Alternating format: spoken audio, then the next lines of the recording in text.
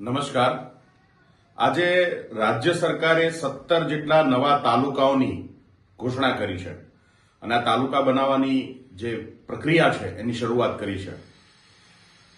કોઈ પણ જગ્યાએ સત્તાનું વિકેન્દ્રીકરણ થાય, ડિસેન્ટ્રલાઇઝ થાય તો એ બહુ સારી બાબત છે. ઘણા સમયથી લોકોની પણ માંગણીઓ હતી અને લોકલ લેવલે, તાલુકા લેવલે ઘણા બધા દૂર દૂરના ગામડાઓથી જે લોકો છે એને તાલુકા પ્લેસ સુધી પહોંચવા માટે ખરેખર જે તકલીફો પડતી હતી અને એક તાલુકાનું, મોટા તાલુકાનો વહીવટ એક જગ્યાએ થતો હતો, એનું ડિસેન્ટ્રલાઇઝેશન થાય, બે અલગ અલગ યુનિટ બને અને લોકોની જે સેવાઓ છે એને આપણે વિસ્તૃત રીતે કરી શકાય, એના માટે આ આવકાર્ય પગલું છે. આમ આદમી પાર્ટી વતી હું સરકારે લીધેલા પગલાને આવકારું છું, પણ કેટલીક શંકા ઉપજાવે ઉતાવળે જે નિર્ણય લેવામાં આવ્યો હોય એવું લાગે છે.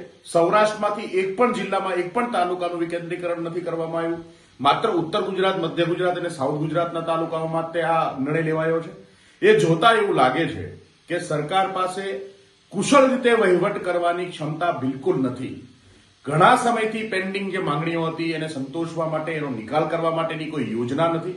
અને આજે જયારે સ્થાનિક સ્વરાજની ચૂંટણી માથે છે, 2-3 મહિનામાં સ્થાનિક સ્વરાજની ચૂંટણીઓ કરવાની છે, એ જ સમયે આ તાલુકાઓનું વિકેન્દ્રીકરણ કરી અને મને એવું લાગે છે કે આ સ્થાનિક સ્વરાજની ચૂંટણીઓ ટલ્લે ચડાવવાની પ્રક્રિયામાં પણ એક ભાગ હોઈ શકે. સરકારની મનસા ચૂંટણીઓ લંબાવવાની પણ હોઈ શકે અને આ જે આખી ઉતાવળે લેવાયો નિર્ણય છે એમને અમે સપોર્ટ કરીએ છીએ, પણ ઉતાવળે આ નિર્ણય લેવાયો છે એમનો અમે વિરોધ કરીએ છીએ. અને ગુજરાતની જનતા માટે, ગુજરાતના લોકો માટે સારી રીતે સરકારી સેવાઓ ઉપલબ્ધ થાય એના માટે હંમેશા અમે સહમત હોઈએ છીએ.